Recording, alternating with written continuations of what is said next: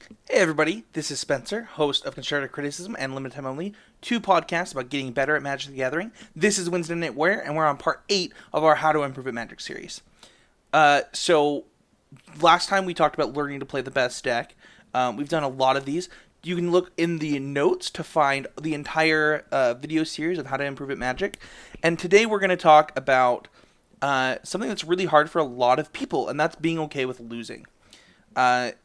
Something about losing is just the worst for all of us, right? We wouldn't actually be watching videos on how to improve at Magic if we liked losing. We would want to be getting better and we'd want to win more. So the thing is losing sucks. I don't think anybody really likes losing. Even like parts about losing, that's what we're going to talk about. But I think overall, just the idea of like feeling like you lost it's just not a fun feeling. There's nothing great about being the one that didn't win. Inherently inside of all of us, we want to be the best at everything we do. Maybe some more than others. Maybe there are certain parts about winning or certain parts about losing that you like or dislike more than somebody else. But I think deep down in all of us, we really don't like feeling inferior to somebody else. In all aspects of life. And that's one of the things that is inherent in playing any game. Whether it's Magic or Monopoly, somebody's going to win and somebody's going to lose. And you always want to be the one that wins. That's why you play the game. You play the game to win. And that's something that can be a little bit hard. And the thing is Magic itself is actually a really hard game. When you think about all of the things that you're doing when you're playing a game of Magic, working with your mana, remembering to draw cards, interacting with your opponent, attacking, blocking, all of the different things that go into one game of Magic is a lot more than goes into like rolling dice and going some spaces and deciding whether or not to buy a property. And honestly, that's true in something like Settlers of Catan. Like, there's so much more that goes into a game of Magic than your average board game that I don't think a lot of people realize exactly how hard that game is. And there's something that's funny that's been true about me in my Magic career is that the better I get at Magic, the worse I realize I am. Because I see things that I think, I'm really getting there, I'm really improving at the game, I'm really seeing things that I didn't see before, and then I'll learn something new about the game, and all of a sudden it's like, man, I can't believe I didn't know this thing the entire time I played Magic. A really good example of this is like when Caw-Blade was a deck. Something that a lot of you probably know is Caw-Blade played Squadron Hawk and Jace the Mind Sculptor. This is a really powerful interaction. They also played Fetch Lands. And all of these cards together do something really powerful. So when you play a Jace the Mind Sculptor, you have the ability to Brainstorm, which is when you draw 3 cards and put 2 back on top of your library. You also had Squadron Hawk in your deck. So something that you could do is you could play your Squadron Hawk, and then draw all 3 Squadron Hawks. So you have 4 cards in your hand. You then could Brainstorm, draw 3 cards, put 2 back, make 2 of them Squadron Hawks, and then the next time you play a Squadron Hawk, you can get the other 2 Squadron Hawks back, and you basically drew 3 cards. And even more powerful than that is you could crack a fetch land, get those 2 Squadron Hawks out of there, so you draw a new card next turn. Then when you play that Squadron Hawk, you have 2 more Squadron Hawks. It's this ability that you think is like, it's so obvious after you've done it, but to somebody like me who had never played with Brainstorm before, it was this revelation that my Brainstorms could be more than just draw 3, put 2 back. They could just be draw 3 cards. And honestly, a lot better than that because of Squadron Hawk. So it's things like that where you realize that you learn these little things that teach you how to improve at the game over and over again, but you don't realize that you are learning those things and that you could have done those things the entire time you've played Magic. It's like learning new rules to the game, but you already know the rules to Magic. Right? You know a lot of the rules, yet you learn these new things that change the game for you in different ways. Now when I Brainstorm at Fetch Lands, I just know how to do it now. And that's completely different than when I was brainstorming before. And I think that's something that a lot of players don't realize that it's happening in their time. And that's the point I'm trying to get, is just how hard Magic is. That something little like that is something that you actually do have to learn.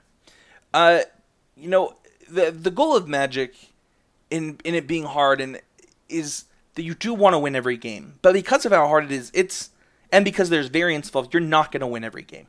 That's not going to happen. Sometimes you're just not going to draw lands. Sometimes you are going to draw too many lands. sometimes your opponent's going to have a strategy that's very good against your strategy. And you need to be okay with that happening. You need to be okay with some percentage of the time, I'm not going to win games of Magic. It's important that you don't put your self-worth into winning every game of Magic you play. It's important that you try your best to win every game of Magic, but when your self-worth, when you as a person feel more important if you're winning or losing games of Magic, that's a recipe for really hating the game. Because those games where you don't have as much that you can do, if your self-worth is built up into those games, then all of a sudden you're a lot more unhappy, and the game just gets a lot more unfun. When you go to a GP and you don't win the GP, do you think to yourself, man, I really am upset with myself that I didn't win this GP? Because GPs are hard to win. Like, some of the best players in the world have never won a GP. Some of them have only won one. And your self-worth can't be put into winning a tournament of Magic. It's too hard to win a tournament of Magic. And the thing is a lot of people get frustrated over some things that they can't control, instead of just focusing on what they can control. It's really important to look for opportunities to improve. A good example of this is oftentimes players will often focus on the last couple plays that they made in a game to determine if how they could have won that game. When there were decisions that you made before you ever even showed up to the tournament, you decided where to sleep, what to eat, what deck to play, and all of these things can impact an entire Magic tournament. The deck you chose, the sideboard cards you picked, all of this encompasses if you win a game of Magic. You would think sleeping, who cares about sleeping? No, if you choose to sleep on the floor, hard floor of a hotel room before a GP, you might lose more games of Magic because you're tired. And I think that looking at the entire spectrum of things that are going on in a Magic tournament, it's going to give you more chances to find ways to improve at Magic. Once you know you're going to lose, why focus on the last couple turns? Why not focus on what did I do throughout this game, and how could I have navigated it into a way that lets me win the game of Magic? And looking for those opportunities will make losing a lot easier for you. This video is about being okay with losing. And if you find that you're improving through losses, it will be a lot easier for you to take those losses with you, because you're like, well, I may have lost, but I learned something. It sounds cliche, but in fact, that does make losing easier for you as a person, because you did get some kind of win, right? Learning is winning in a way. Your goal is to learn and improve at Magic. So if you take lessons away from a loss, then that does mean that you won in some way, right? You won through that experience and through that learning process. And the thing is there's so many ways that you can do this. Focusing on the turns that matter. They're not always the last turns. Taking notes. A lot of people, old co-host of Constructive Criticism, Quentin, he used to take notes all the time when he was playing on Moto to really, after he finished his tournament, he'd sit down before bed, look at his notes, see what did I do, what were the key turns, what were some important decision trees that I made, and how did they impact how that game flowed and went, and what can I do to make better decisions and have more opportunities to different trees next time. There's so much that goes into a game of Magic. We just talked about how hard it was. It would be unfair to you to think that you had played perfectly up until the point where you lost the game. And the thing is if you look for opportunities to improve rather than getting frustrated that you drew so many lands, or drew too little lands, or didn't draw the right spells on the right turns, if you look as something to improve, then those losses become a lot easier. You're not frustrated with your deck, and you're not frustrated with Magic. Magic is really fun. Why would you want to be frustrated with it? And if you only blame the variance in a game, losses get a lot harder. Your self-worth, if you're tied up in those matches, goes down. There's too much going on for you to focus on the wrong things during a loss, and it's also going to help you be a lot more okay with those losses. And the final thing that you want to think about is picking yourself up afterwards. This weekend, while I'm recording this, the team of Shahar Shenhar, Andrei Skrosky, and Paulo Vitor Damarosa took third at the Team GP after losing the first round of the Swiss. And something that PV wrote is in a post that he made was how hard it is to lose the first round of an event and how frustrating it can feel, and feel like you've already let yourself down. And you really can't do that. Magic tournaments are long. They're long. They take a lot of time. They take a lot of energy out of you. And if you're already feeling defeated after your first loss, you're just setting yourself up to make mental mistakes during your next match.